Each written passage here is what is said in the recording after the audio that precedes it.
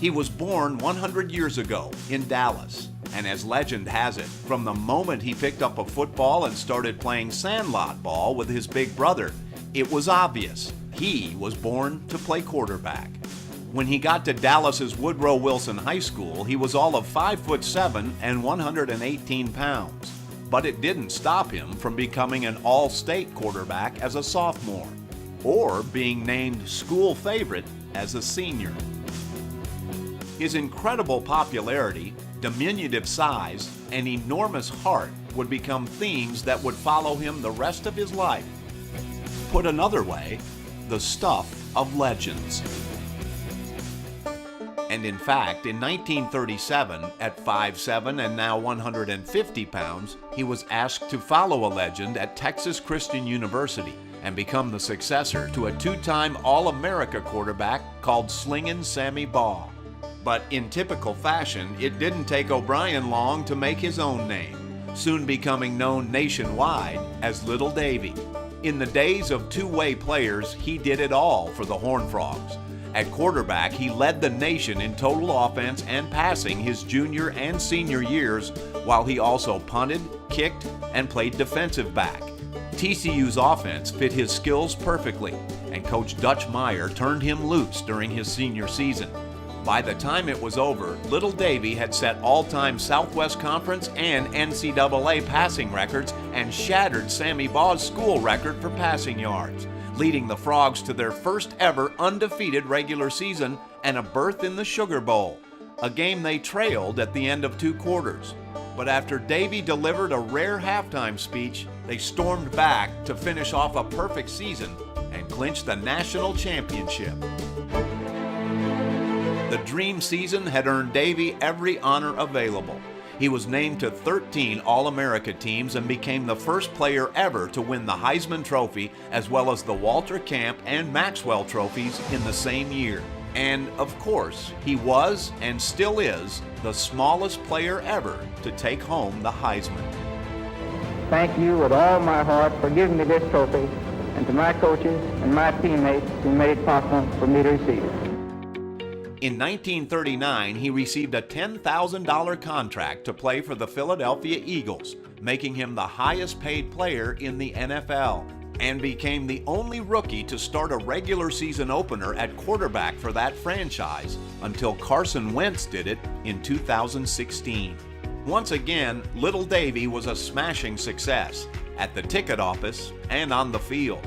His Eagles home debut drew the largest crowd in the team's history, and he led the NFL in passing as a rookie. The next year, he was the league's leading passer again and set a then NFL record for attempts and completions in one game. It came in the last game of the season against Sammy Baugh's Washington Redskins. That game was to be his last ever, as he had already announced his retirement. In a fitting tribute, as he walked off the field for the final time, he was greeted by applause and a standing ovation from more than 30,000 of Washington's home fans. The very next day, along with his former high school and TCU teammate I.B. Hale, he began training for a new career, one of service to his country, in the FBI. Agent O'Brien served 10 years in the Bureau and spent the final 5 in his hometown of Dallas before transitioning into private business, where he put his geology degree from TCU to work and became a highly successful oil man. He was well past his playing days, but the popularity remained. He was requested to endorse a line of football equipment for Wilson Sporting Goods and was inducted into the College Football Hall of Fame, the Texas Sports Hall of Fame, and the TCU Letterman's Hall of Fame. And there was another side to this amazing man. At every stop along his incredible journey, he never forgot his modest roots, always finding time to give back to his community and to young people.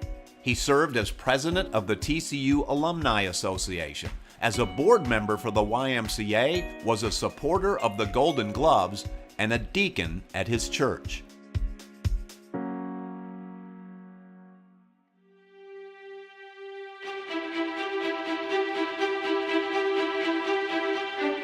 It's hard to believe that it's now been 40 years since he left us, and 80 since he first captivated a nation and brought joy to so many on Saturday afternoons in the fall at that stadium less than 5 miles from here. Like many, it's a place where time marches on, but it also remembers, and tonight, so do we. Back to a time when young David would enter that stadium to take on the Goliaths, walking out through a certain metal door, the same one that has been relocated but remains prominently placed, along with the Latin phrase etched in stone directly above it that reads, Crede quod habeas et habes. It means, believe that you can and you will. If ever a phrase captured the essence of the foundation, the awards, and the legacy of Robert David Davey O'Brien, that is it.